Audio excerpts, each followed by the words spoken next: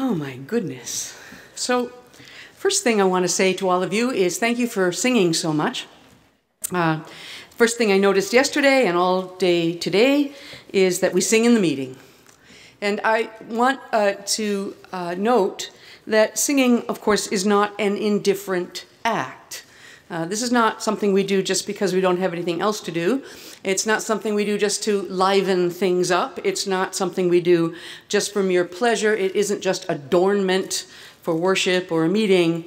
It's something that communities of faith do all the time, sing against the odds. This is a fundamentally defiant act. It is an act of faith to sing, because I think all of you understand that throughout the centuries, all singing is done against the odds. It's always an act of faith. People of every place and time sing. They sing about hope when they don't have any. They sing about courage when they're afraid. They sing about interdependence when they're not quite sure who they belong to. They sing about gratitude when they are grieving. They sing about courage when they're scared. Singing is an act of faith. And we have all, throughout the centuries, stood powerless against tyrants and weaponless against bigotry, and just simply without a prayer except for our songs. And so to sing in this meeting seems like a harmless kind of nice thing to do, but we are part of generations and generations and generations of Christians and of people of all this earth, communities in all the earth, who have been powerless against tyrants but have had a song. And that song has overcome the tyrants. So anywhere you look in the human community, wherever there's joy and wherever there's trouble, the first thing you hear is singing. And so I thank you for the singing in this meeting. And I want to exhort you, if you're not doing this already, sing. Sing. Teach your children to sing. Keep music alive in the churches. Keep music alive in the homes, because we must keep on singing. If love is Lord of heaven and earth, how can we keep from singing? Sing until the day when the only sound that's heard in the whole universe will be the sound of the Alleluia of God's mercy and God's justice in this earth. So sing your hearts out. That's the first thing. Thank you for singing. The second thing is communion this morning.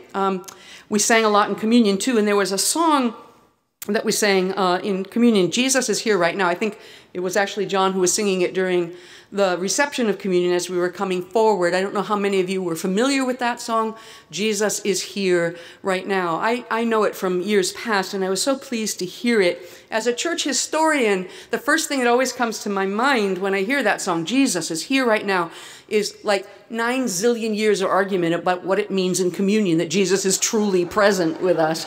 And I'm sorry, that just ruins the moment, but the argument has never been about whether Jesus is truly present. Everybody's always believed that somehow in communion Jesus is truly present. The question is, how true is truly, and where's that presence located exactly? And that's what the argument's been about basically for all these years.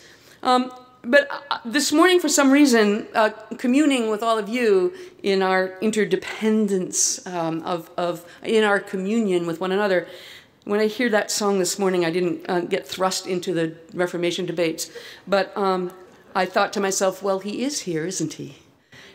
Jesus is here right now. Truly present. Whatever else is true about that, or about the meeting, whatever else is true about our plans and programs, whatever else is true about the church and the world, this is surely true, that Christ Jesus is here right now, the same yesterday, today, and until the age to come. So thanks for the song. It helped. There was this other song that didn't help so much, Let Us Break Bread Together on Our Knees, because I can never sing it right. I always sing When I Fall on My Face with My Knees to the Rising Sun. And I always get it kind of turned around. You get the image? Yeah. Now I've successfully ruined it for you too. All right, so yeah, so that was a good song. Then Kent talked to us about the vision for the conference, the interdependence, and I have a few things to say about that. The first thing I'd like to say is when I saw Deb Blood up on the screen say that interdependence means you're never truly alone, I felt every introvert in the room curl up.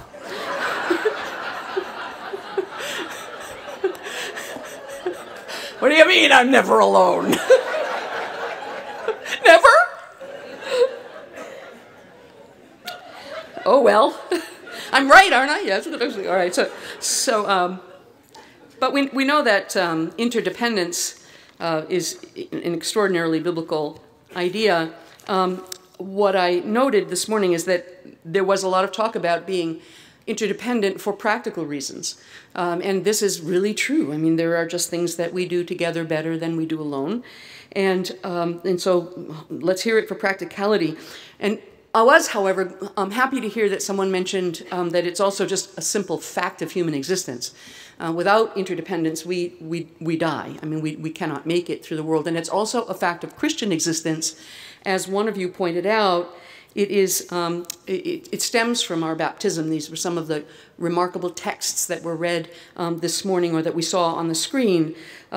So here's something for you. If our interdependence is, for Christians anyway, in community, related to, arises from the fact of our baptisms, that just amazing sacramental power of baptism, to level and to make equal and to make radically one people who are disparate and different.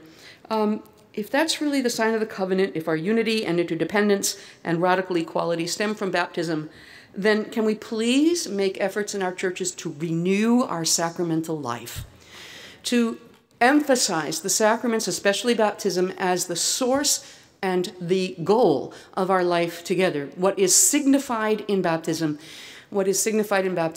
is the source and goal of all our Christian life together. It wraps it up right in those actions. And so if you haven't paid any attention to the way baptism is done in your churches for the last 50 years, start reading, educating yourself, and renewing the sacrament of baptism. And please get rid of the candy dish fonts.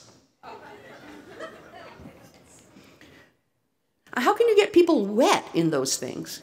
I mean, you really need to get rid of the little fonts. Let's get huge fonts of water to signify the amazing outpouring and abundance of God's grace in that sacrament.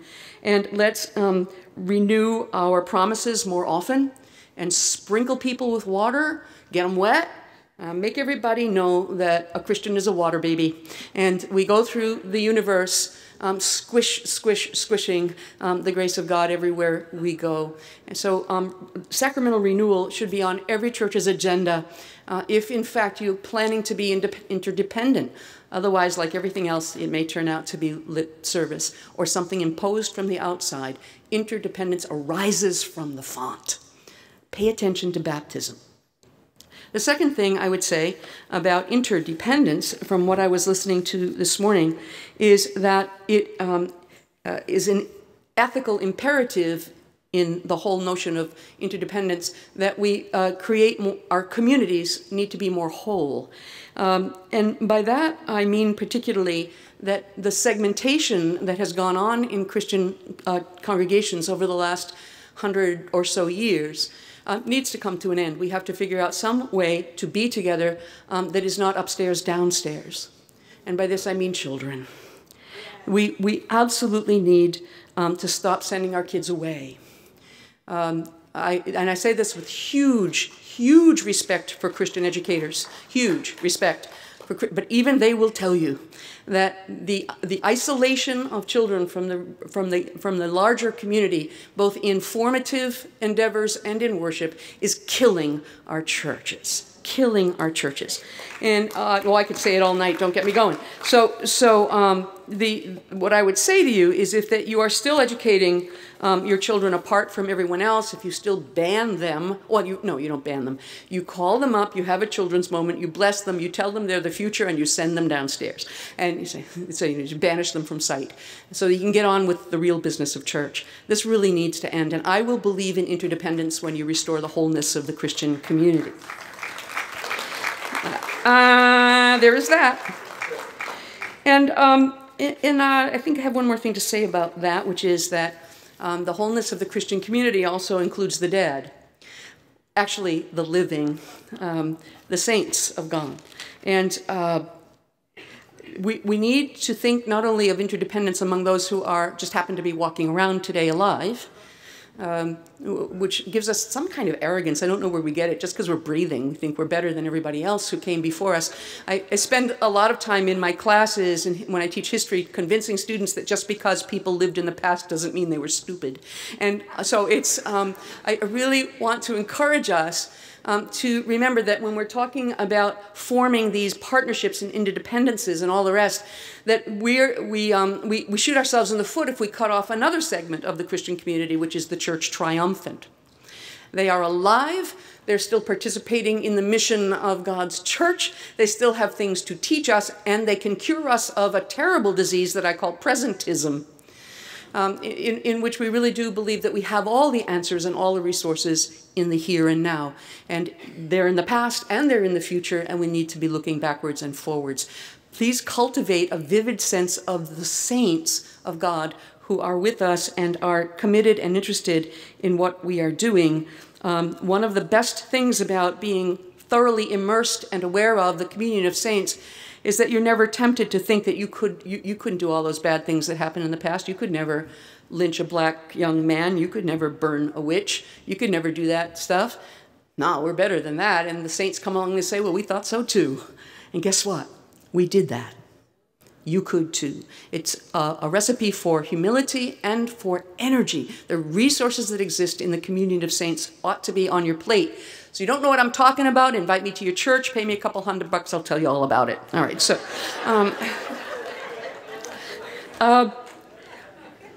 finally, two things. One about the Korea partnership. It was such an impressive and beautiful moment to have folks here and to talk about that partnership.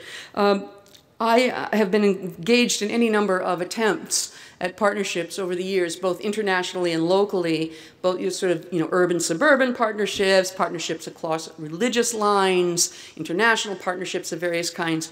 And one of the things that I have noted, and I'm sure some of you have too, is that whenever we start out these things, there's always a huge danger of tokenism, of a kind of, oh, isn't this nice?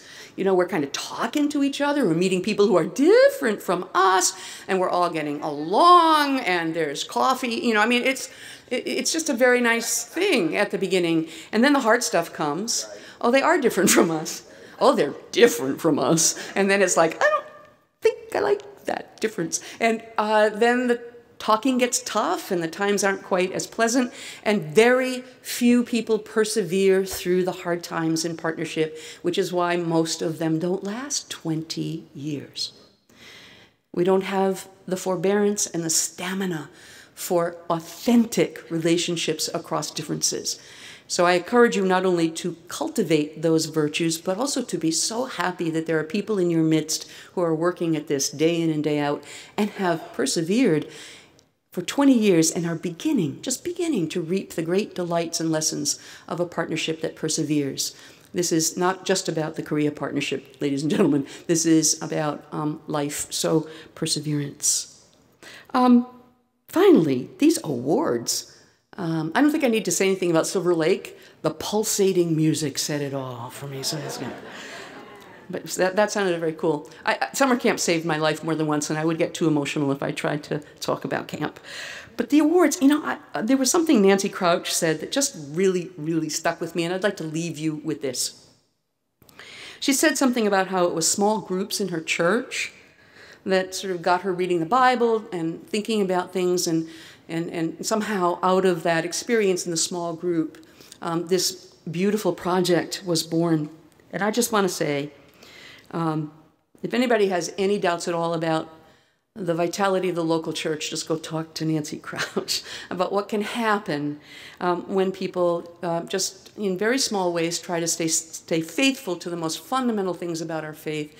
Who says that you can't build a clinic and care for 5,000 Ugandan women and children too? Who says you can't do that? And maybe you can. So please, Connecticut Conference, go to church and go to Bible study. The world could change.